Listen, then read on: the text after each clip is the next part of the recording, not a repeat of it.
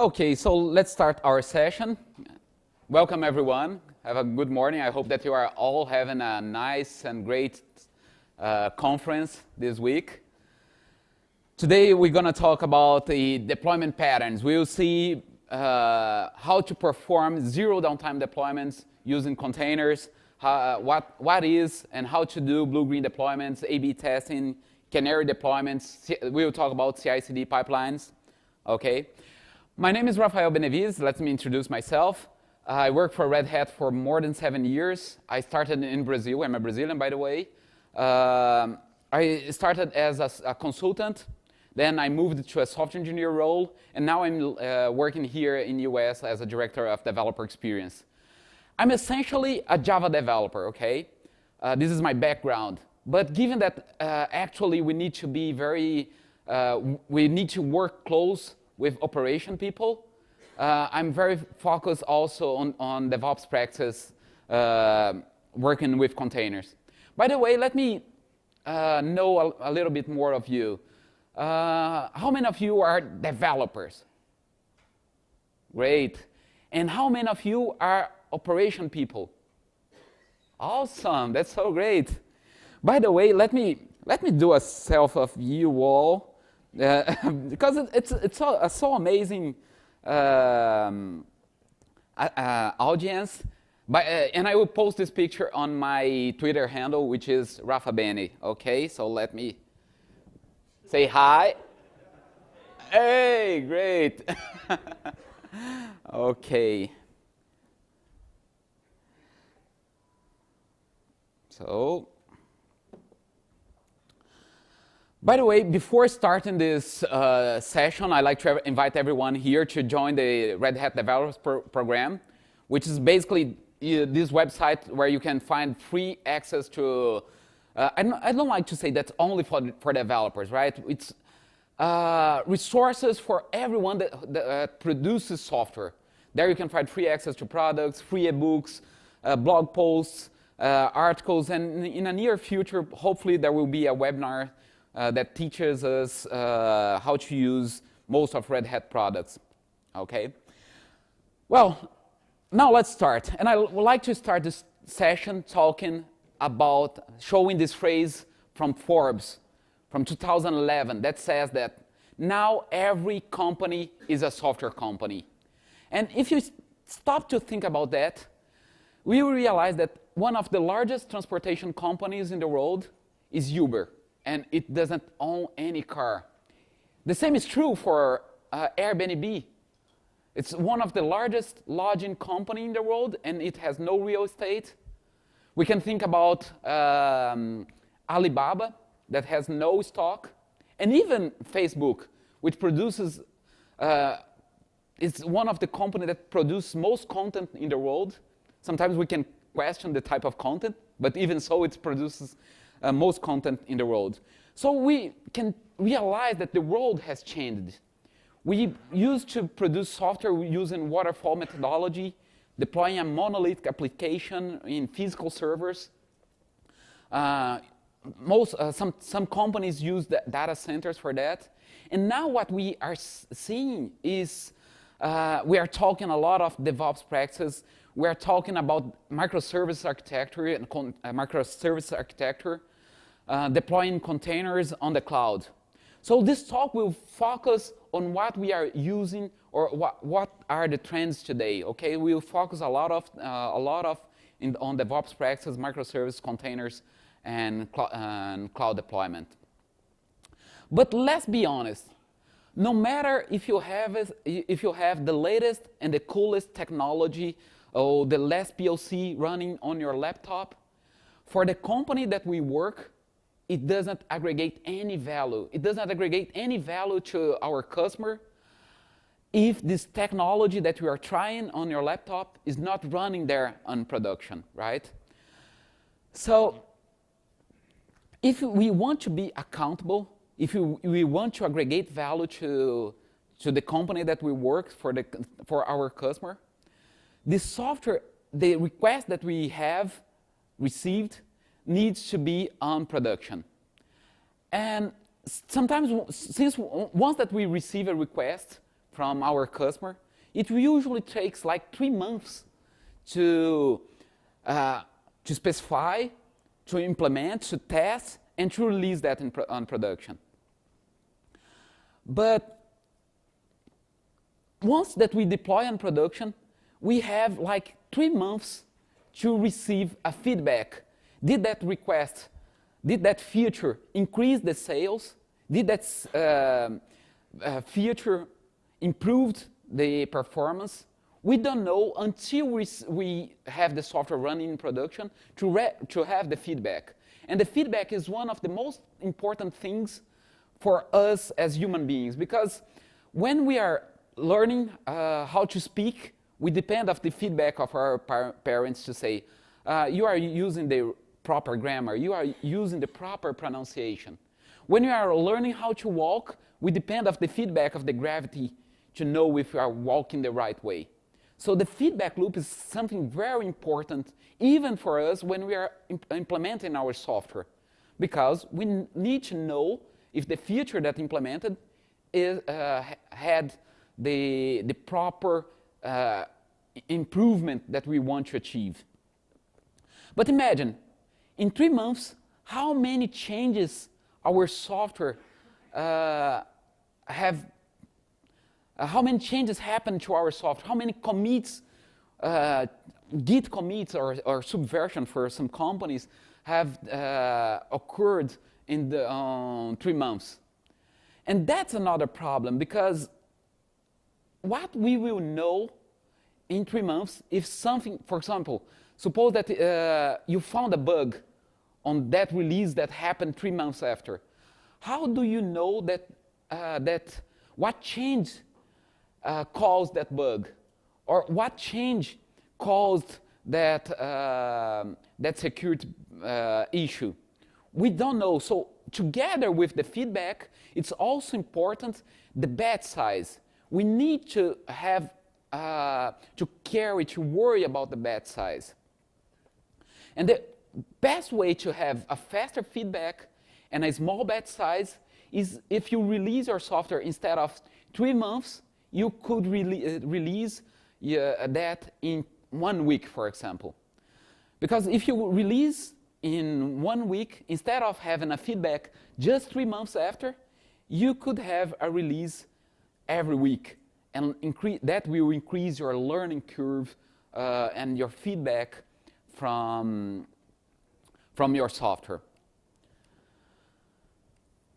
Okay, but even if we decide to release our software every week, or even if we decide to release our software every day, we will face this problem, the terrible maintenance window, right? How many times we access a website and we see that message? We have a maintenance schedule for Saturday,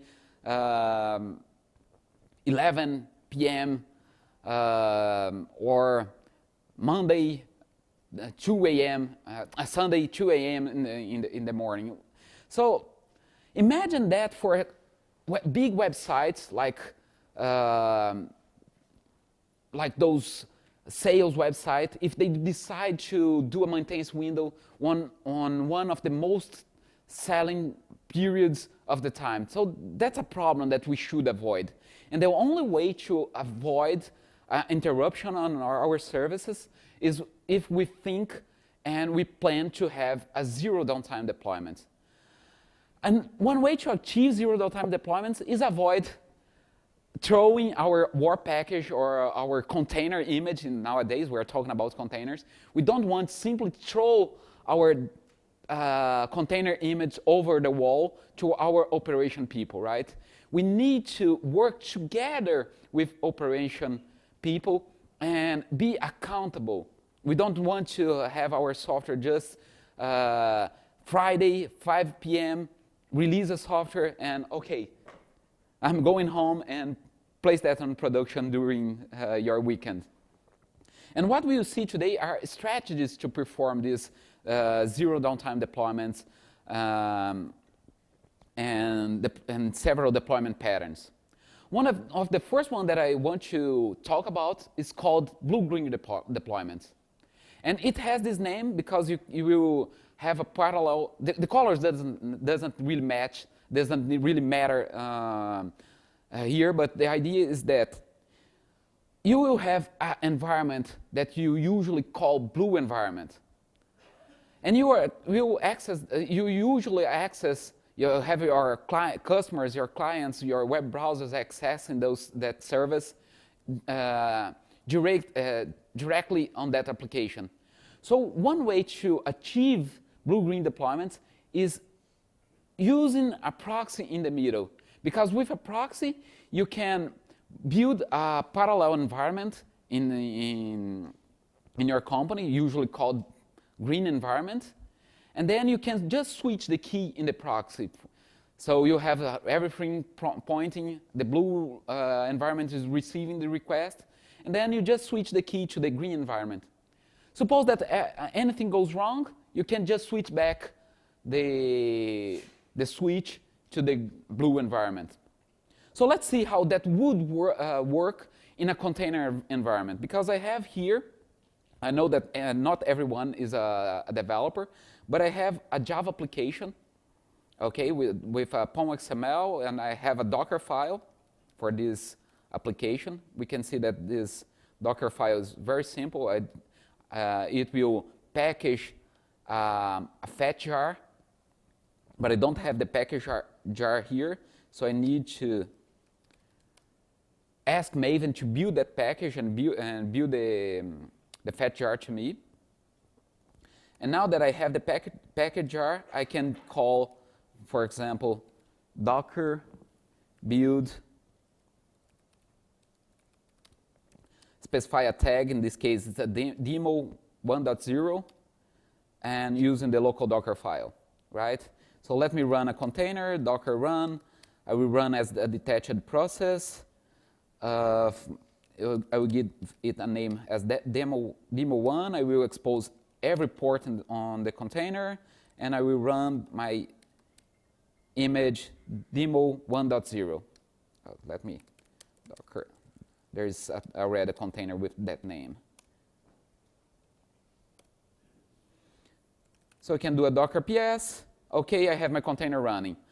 I can even try to access it directly on this port, because Docker created a port to me, API, hello, RH Summit. But of course, if I want to replace that version by another, I will face an interruption. So what I will do now is place this behind a proxy. So I have a HA proxy here that I will change the port to access that container, and I will start HA proxy. And now I can access this on port 8000, which is the port proxy that I chose. Okay, so my application is here, is running, and I can access that. So what I will do now is create a version 2.0 and see how that would work in using a proxy. So let me go back, edit my application. So I release, do some changes here, version 2. Okay. Do the same thing. I need to create a new package with the version 2.0. And now I can do a Docker build again, but this time creating a tag 2.0, right? But now I will start a container in parallel with that version 2.0. Okay, I have the 2 containers here running. If I access my application, it's still running the version 2.0. And what I can do is get the port of my application 2.0.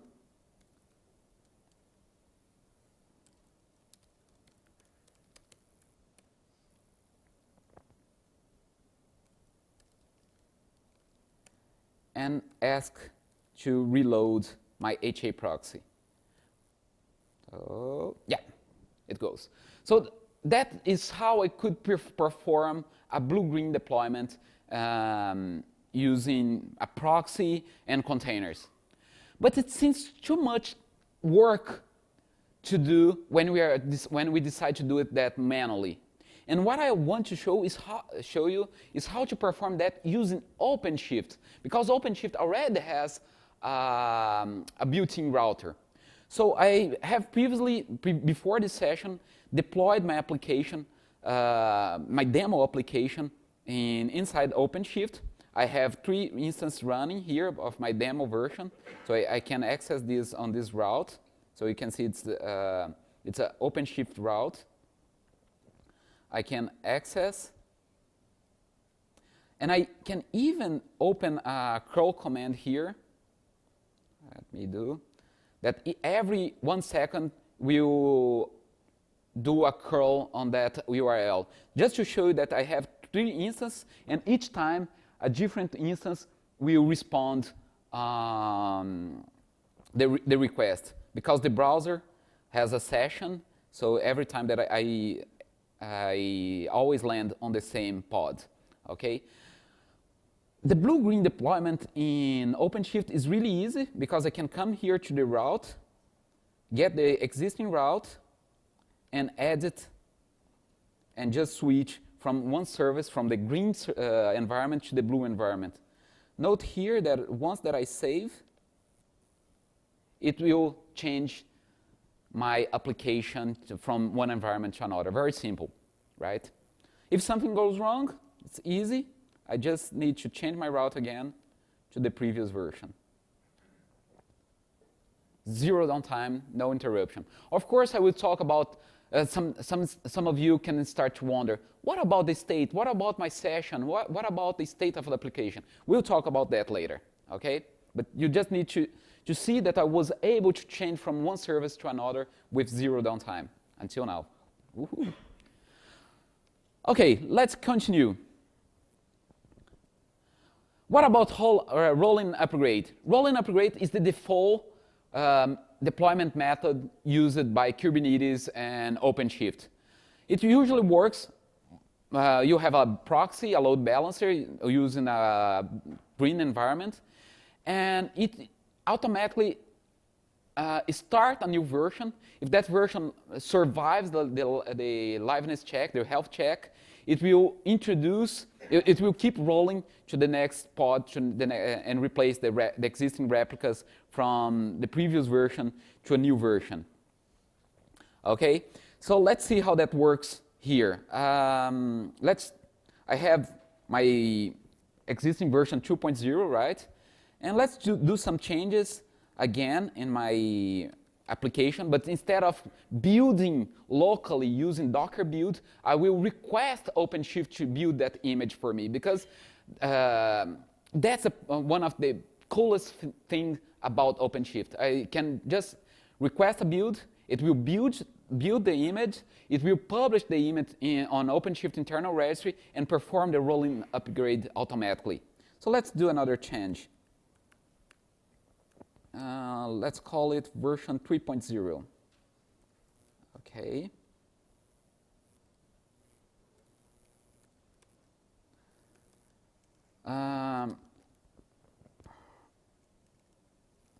To build my demo, you can see that's very simple. It's a script that I call Maven package, and I use the OC, the OpenShift client command line, to say start build demo using the resource from ID, my current dir, and I just want to follow the logs. And I'm not using source to image here. I'm reusing the existing Dockerfile, because here on OpenShift I have already configured a demo that the type of the demo is Docker. Okay, of course I could use source to image, but I'm trying to be as close as possible with the previous environment. And let me keep here running the output of the crawl command, so you can see that it will gradually change from one version to another. So here it started. It will create one pod. It's now yellow because the container is started, but the application is not ready yet to receive the request. I have already configured a liveness probe, a readiness probe, that once that application is okay, it will be placed on the router, and then it will continue to do the second one. So as you can see, one replica is receiving the request for the version 3. Now it will continue to roll the deployment.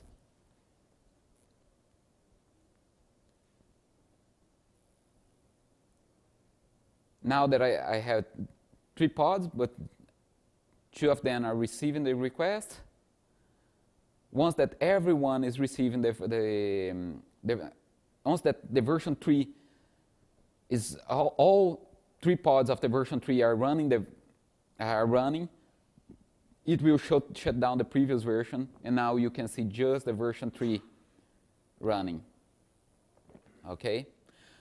So again, the only way that I could achieve this behavior with a rolling deployment is if I configure a health check in my application. So here in OpenShift, I can specify a health check, different health checks. I could specify a HTTP endpoint. I could specify a container command. So I could, for example, build my own script that checks if my application has a connection to the database, has the file system, the proper files in place, or have the proper environment variables. I could do anything. I could even try a TCP socket to see if my application is ready. Okay, that's why it's called readiness probe. So since I have configured that, I was able to have a 0 downtime deployment using rolling update. But what about Canary deployments? Canary deployments, it's interesting, and I'd like to ask you, do you know why it's called Canary deployments? Do you have an idea? You know? Yes, exactly. Because in the past, people who worked on mines, they used to carry canaries because if there was a gas leak, but the idea was, if I have a canary, if the canary was happy and singing, everything was fine. But if the canary stopped singing, it means that the canary died. So it's better to run away from the mine because there was a gas leakage. So that's the same idea with the software. You will introduce a canary on your deployment. And if the canary is singing, you can continue performing your deployment. But if something goes wrong, roll back your deployment because you don't want to die or have a outage on your service. And how that works? Again, you need a proxy. So that's the idea. You introduce the proxy, you introduce a canary. Suppose that you have 20% of the requests going to the canary version. And if you are satisfied, the canary is still singing, you can increase that to 40% of the requests arriving on the canary.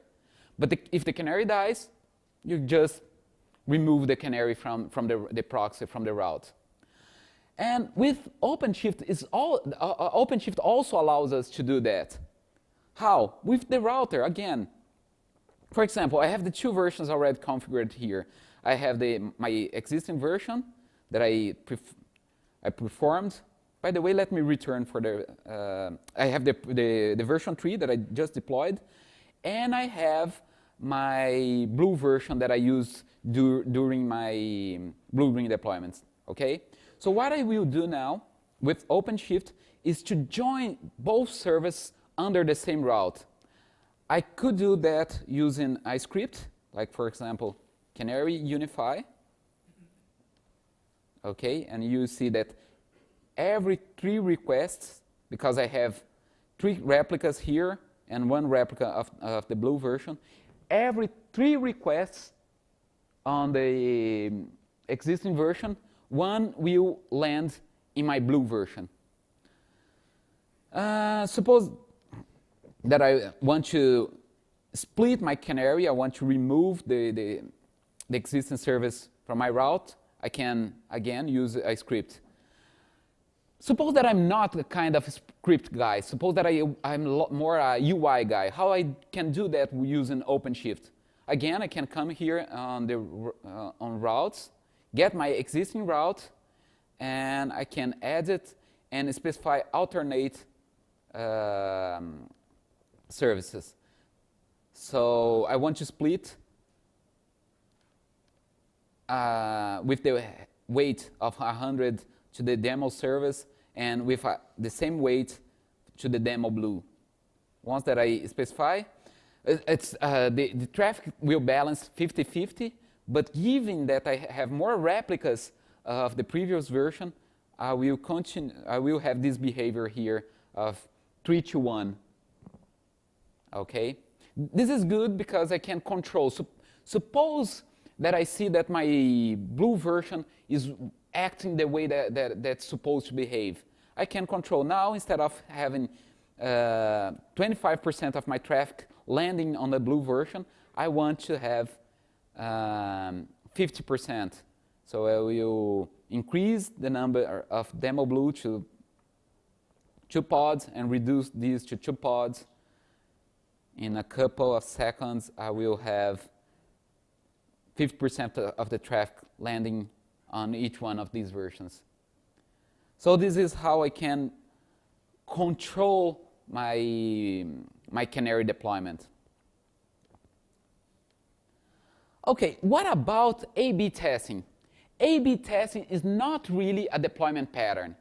That's why it's called testing and not, because some people, I've seen a lot of, including technical documentation saying, you will perform A/B deploying that way. And this is wrong, because A/B is not supposed to, it's not related to deployment. You can use Canary deployments to perform A/B testing, but that's not the purpose. Because what's the idea of A/B testing?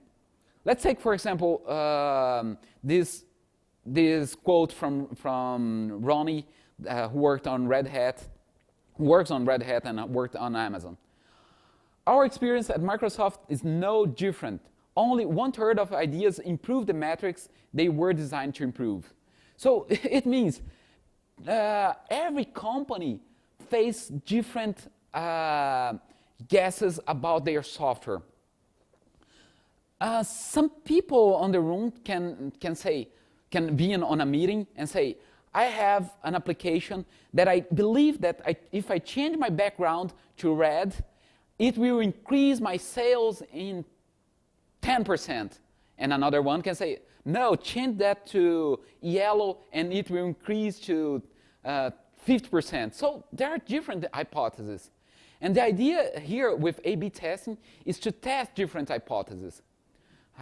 So suppose that you have this application here, just like a trivial online sales application. You have a product description, a title, a button that says add to cart, recommendations, location-based availability. And someone says, what if we change our button from the bottom to the top? Will it increase our sales? Yes or no? We don't know. What if I change my recommendation algorithm? Will I have more sales with those recommended products? What if I change my picture for a more realistic picture, or a more bright or more colorful picture? We don't know until we test that on production. So we have different hypotheses. And the way to achieve that is using the same technique of Canary deployments. But instead of changing one version to another, we will change our application with these different hypotheses and measure. Of course, it's hard to demo A/B testing on stage, because that really depends on the metric that we want to achieve. So we need to have business metrics to identify, did it increase the sales? Did it increase the performance? Okay. Sometimes we can we need to increase the kind of requirements. For example, suppose that I want to send every customer who has less than 25 years old to that specific version, and I want to send everyone who has more than 50 years old to another version. And in those cases, you will need a smart router to do that. Okay, so OpenShift route is more technical. It just do a load balancing, but probably you need to work with another kind of business logic on your application to route those, to identify those users, or by a user session or by a cookie, using different techniques, and use your application and not OpenShift to route to the proper version. Okay. But what about CI/CD pipelines? CI/CD pipeline is what I should have used on those demos, because I don't want to deploy that on production using scripts, right? We want to use pipelines. Why? One of the best definitions is from Jess Humble, from his book, Continuous Delivery, that says that the continuous delivery is the ability to get changes of all types, including new features, configuration changes, bug fixes, and experiments into production or into hand of users. Remember that what I said, no matter if you are running the latest and the coolest PLC on your laptop, it doesn't have any value to the customer until it reaches on production. Safely and quickly in a sustainable way. It's nice, it's a nice quote, but I prefer this one, also from Jess Humble. The job of deployment pipeline is to prove that the release candidate is unreleasable. You have to submit your release candidate to every kind of test, performance tests, integration tests, load tests, stress tests, to prove that that release is not releasable. If it survives the CI/CD pipeline, okay, you are good to go. And how that works? Okay, everything starts with our developers doing a git commit and a git push to the source code repository. Then the CI/CD pipeline will build that application, will produce the artifacts, it will produce a WAR file or a jar file if it's a Java application. Nowadays we're talking about containers, so we will release a container image. We can do our unit test there. Then we will move that to a quality assurance area where we can perform more integration tests, even stress tests sometimes. Then we can place that on a staging where a human will really test our application. Once that we approve that on a staging environment, we can move that to production. And here, the CI/CD script will have the proper deployment pattern for your environment. So here, the CI/CD pipeline, you use one of the patterns that we saw. We can use blue-green deployments, we can use canary deployments, we can even use blue-green, canary, or rolling updates. But how that works? Let's see another application here that I have running. I have here a Hello World MSA, which is a bunch of Hello Worlds, but it allows us to play a little bit with the integration of applications and also play with deployments and pipelines. Let me introduce an error on this application, okay?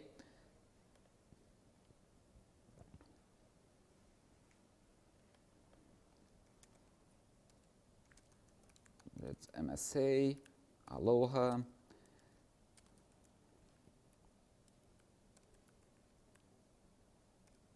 So in this application, I will introduce a typo.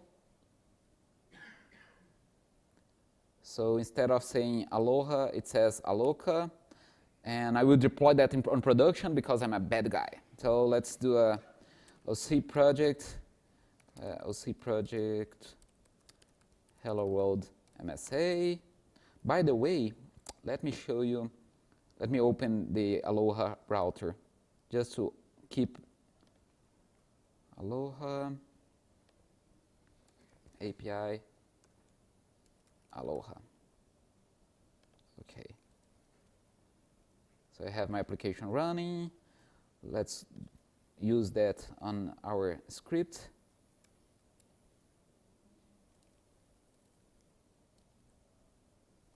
Oops.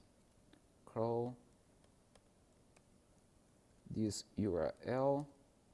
Sleep for 1 second. Oops.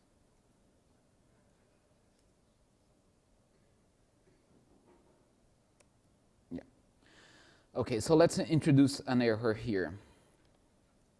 OC start build Aloha from my local dir.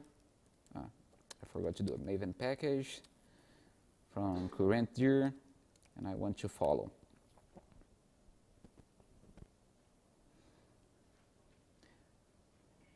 That, remember, by default, Kubernetes or OpenShift perform a rolling update. So we'll see a rolling update taking the place of the existing and the right version by the wrong version. Okay, and I want also to have 3 replicas. Okay, so it pushed the image.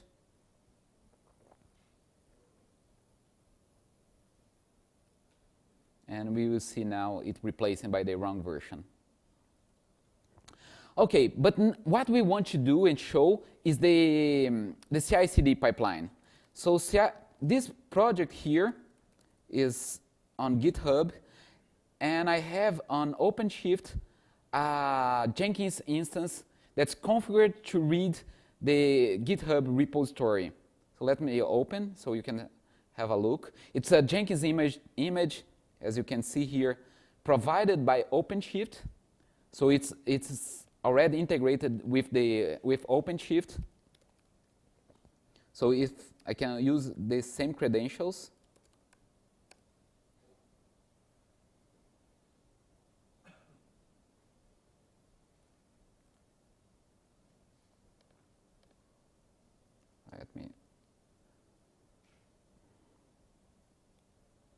And I have already configured the Aloha microservice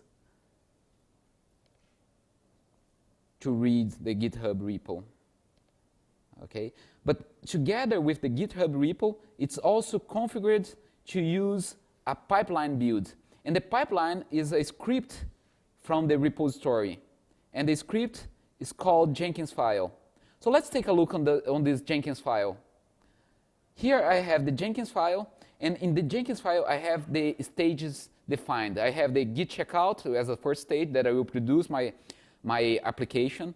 Then, I'll do the checkout. Then I will build with Maven to produce my artifact. Then I will call OpenShift to build my image in a development environment. Then there I will run automated tests because we cannot think about CI/CD pipelines without tests, okay? Then we will deploy to QA, and then we will wait for a human approval. Once that we approve manually, we can promote the image from the same image that I have promoted before and use a Canary deployment. So the Canary deployment was specified in the Jenkins file. It means that if I want to change to another behavior, I can simply come to the Jenkins file, change the Jenkins file, and the behavior of my deployment will change automatically. So let's suppose that I have my application here running. I have the application with error saying Aloha running, and I will trigger the build manually. Suppose that I made the change on GitHub, but since I'm forcing the build, I can say build this microservice to me. And it will start the the pipeline just as I specified. For Jenkins, I can even use the Blue Ocean theme that's that also provides a beautiful visualization of the pipeline. So I can see here it's building with Maven.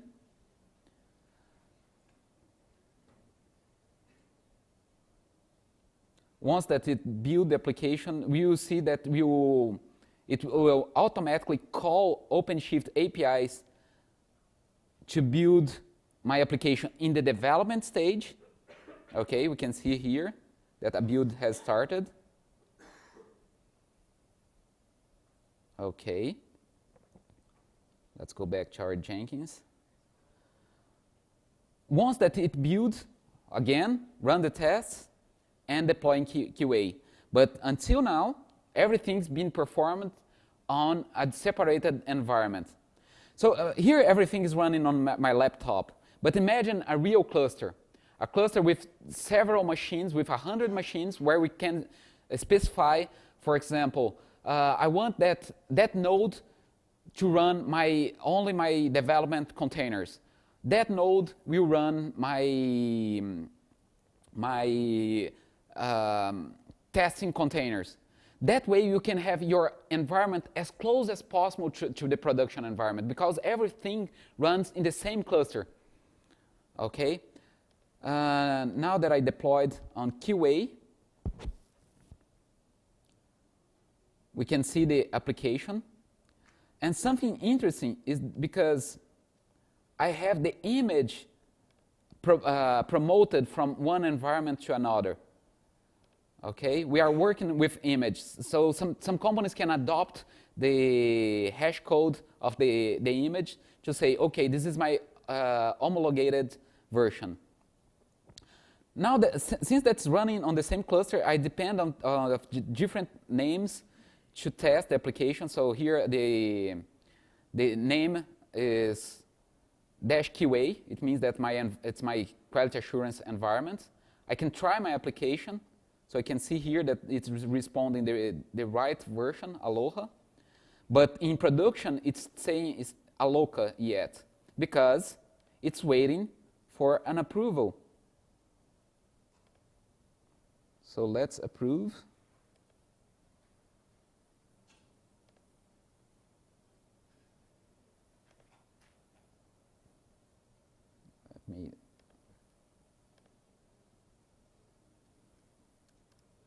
Let me open again and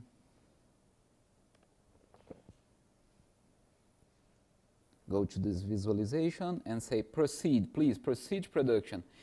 Remember, in production I said I want to deploy as a Canary deployment. So what we will see in production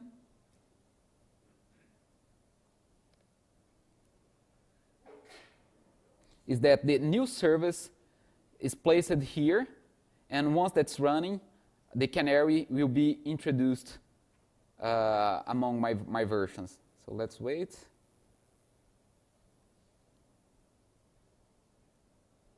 Yeah, so here I have the Canary version. So I can control how I will insert my version on production. Okay.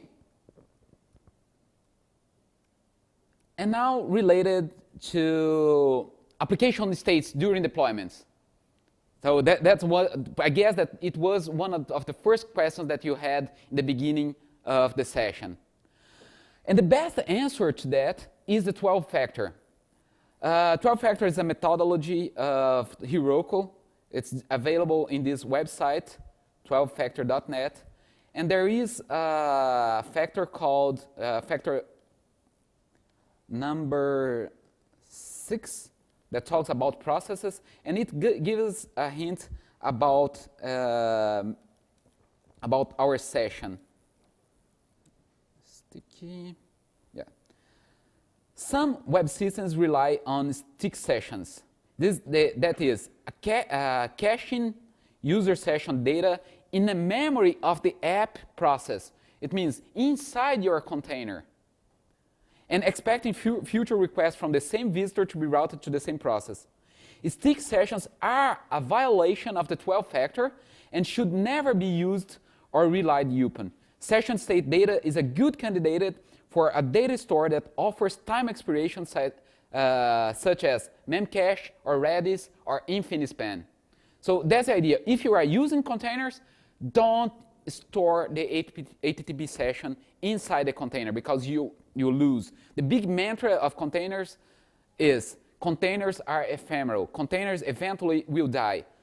So store in somewhere else, and then you are good to have all those deployments that we saw performing the way that we liked. By the way, I'll talk about 12 factors tomorrow. There is a session 10:15. You are all invited on this same room. And we are open to questions. So that Jenkins, the new OpenShift has a Jenkins built in where you can see the pipeline inside of OpenShift. Yes. In some cases, like in our facility, we have an external Jenkins because we want to be able to push to multiple OpenShift installs. Will that visualization inside of OpenShift? Okay. Yeah, good question. Let's just thank you so much for your presence. For those who want to continue here to join the question and answers, thank you so much. And by the way, I will post the pictures at Rafael Benevides on Twitter, okay? Thank you. So, good question. OpenShift has a support for pipelines that you can visualize here. But it's a specific build configuration. I didn't use that because I want to be not very attached to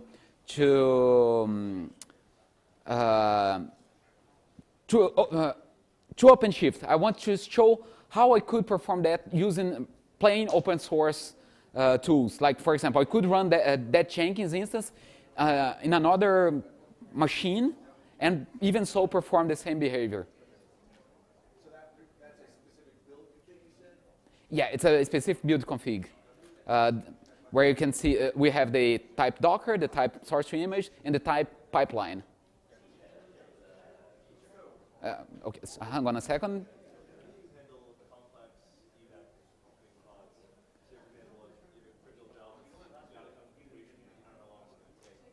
Okay, so the question was, how can I handle evac from one container to another?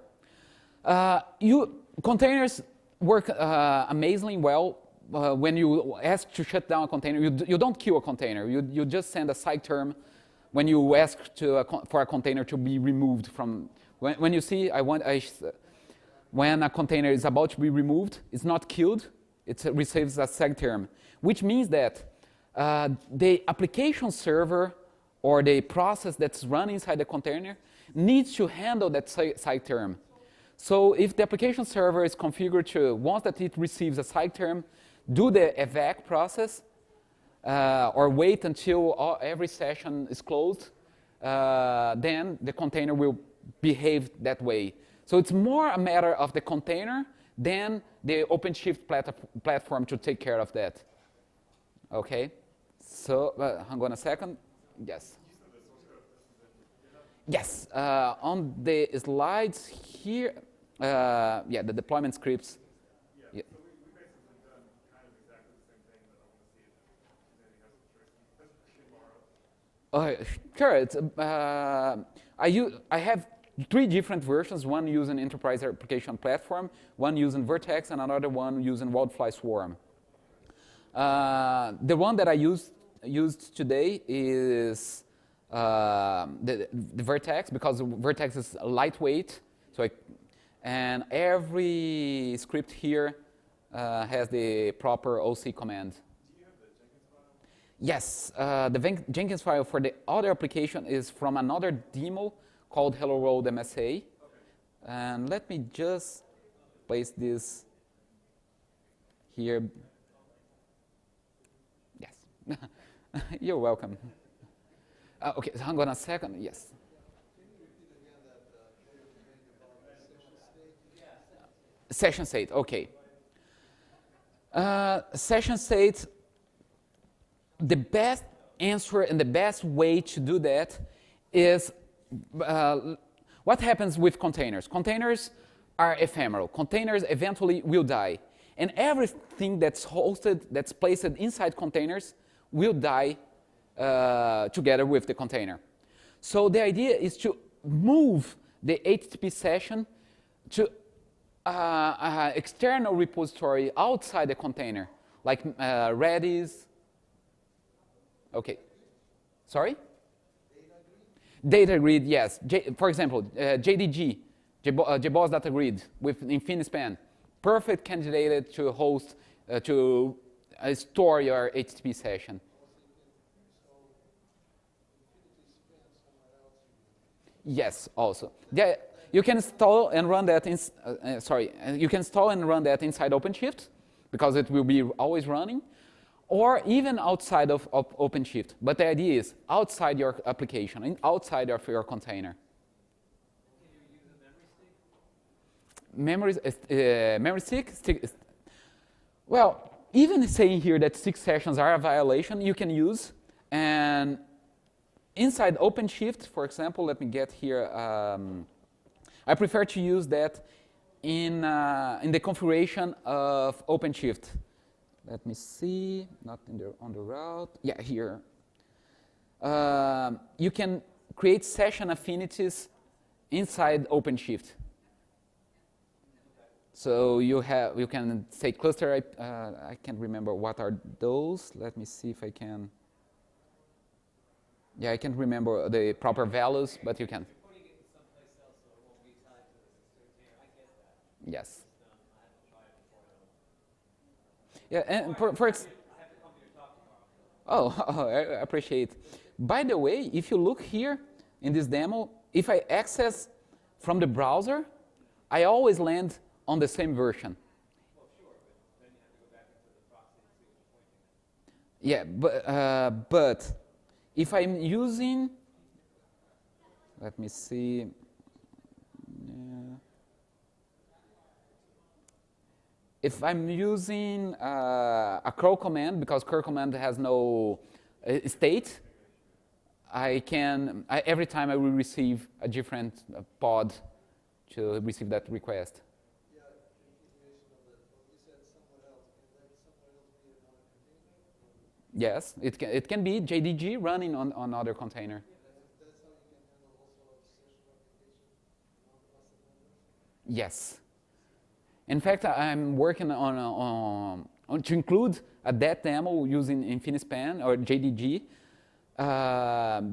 because that's the most asked questions ever. So I want to include that on the demo to show. In fact, by the way, JBoss EAP already supports that. So if we, on the demo of EAP, it already supports, and I even have add value to session because it's embedded already on enterprise application platform.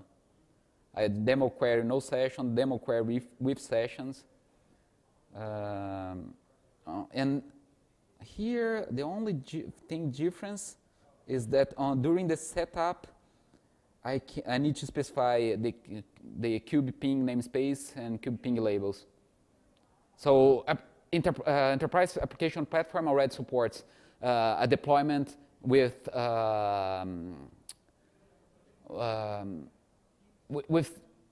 sessions being moved from the previous container to the new container. But with their Vertex, which that doesn't support, I have to do that manually.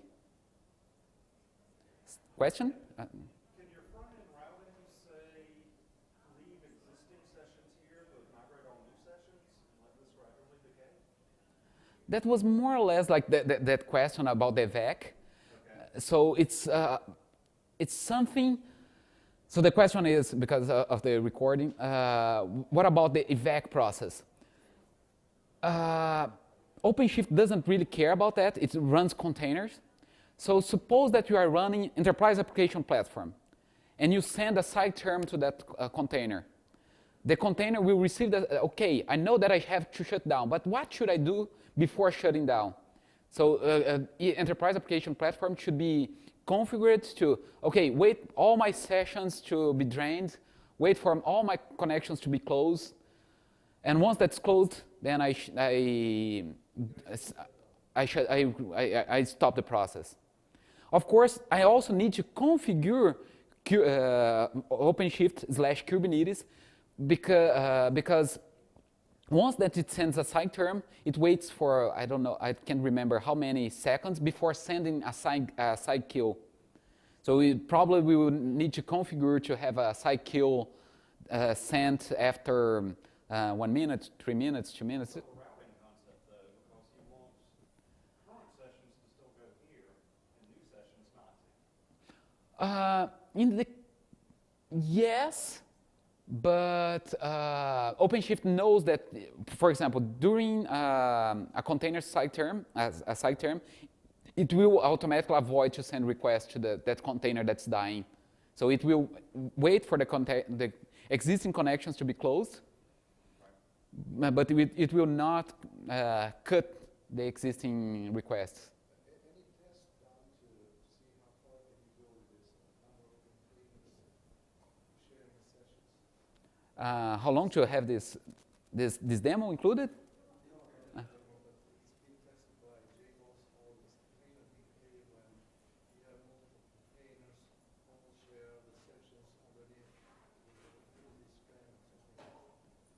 Yeah, but what I didn't understand what is the question. Well, the question is cluster, session application cluster. Yes.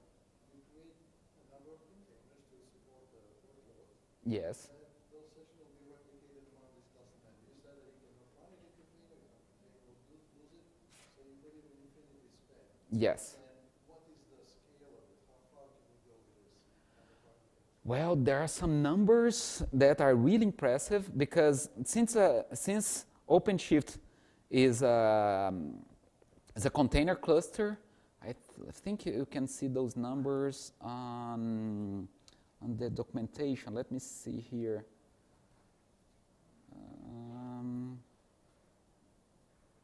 Setting up a cluster. I've seen those numbers somewhere. But something really impressive, it's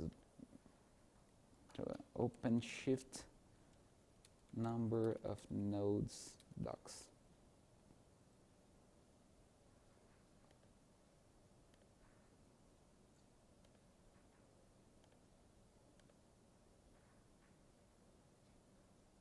I can't remember here, but you can have thousands of nodes, and each node can run another big number of pods.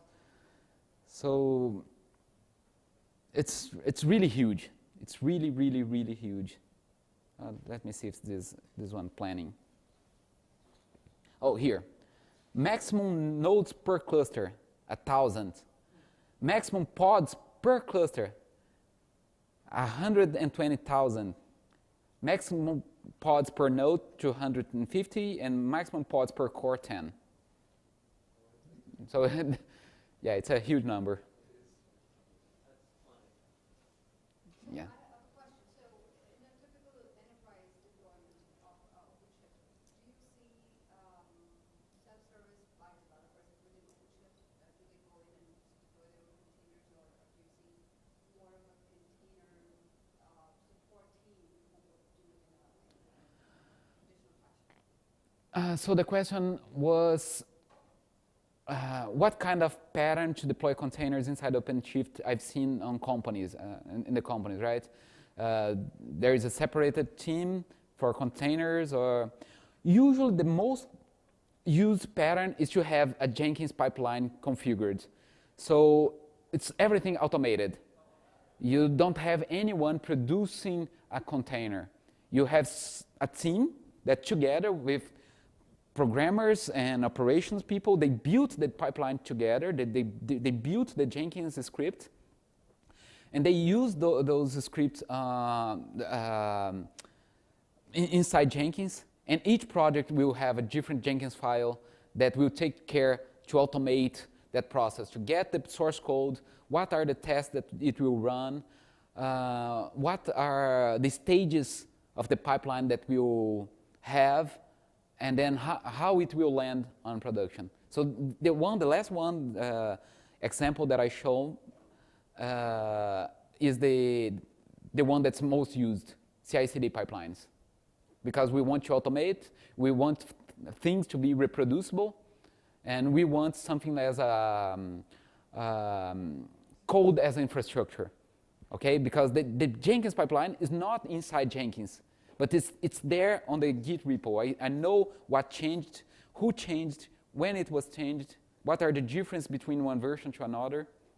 So Jenkins files is a nice solution for that. Do developers ever need access to OpenShift to actually connect in or check any logs or deployments? Is there any need for that? The question was if the developers need access to OpenShift to check logs. They can have access because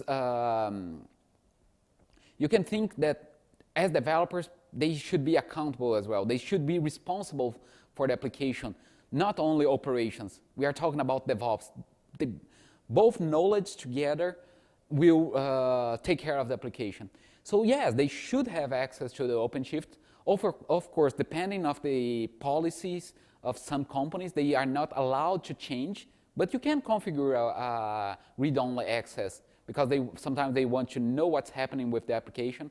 Sometimes they understand the monitoring data better than the operation guys because they will see numbers of threads or heap memory consumption of the JVM, something that's more specific from for a Java developer. Java developer are used to those terms than our operation people. So it's good to allow them to have access to OpenShift environment. Sometimes read-only, or sometimes even full access. It always depends on the company. Was that your next question? So I'm the manager for deployment. Developers, they get what we see. So what's the point? You don't like them to have an access? If they have their hands on that part of the Jenkins feed, they're going to want it. They don't want to be responsible for it, but they do want the ability to do it. That's never going to work. If you want that, you have to have responsibility. If they know I don't want to do it, okay, fine. They don't. Yeah, that quote from Spider-Man is still true. With great power comes great responsibility. But her question is appropriate. It's a nice thing to do if you have very well disciplined and trained DevOps. Yeah, it's Not necessarily the case all places. yeah, it's all about DevOps because I'm telling as a developer, and everything that I did here was set up by me. If I just throw over the wall and someone from the operation says, I have a problem and I don't know what's happening, I want to know, I want to have access to know what's happening because I helped to produce that on the development area. I can throw over the logs, that's no problem. But they're not coming near my stuff. Don't be close. But is it possible to give them read access so they can view the logs, see what's happening?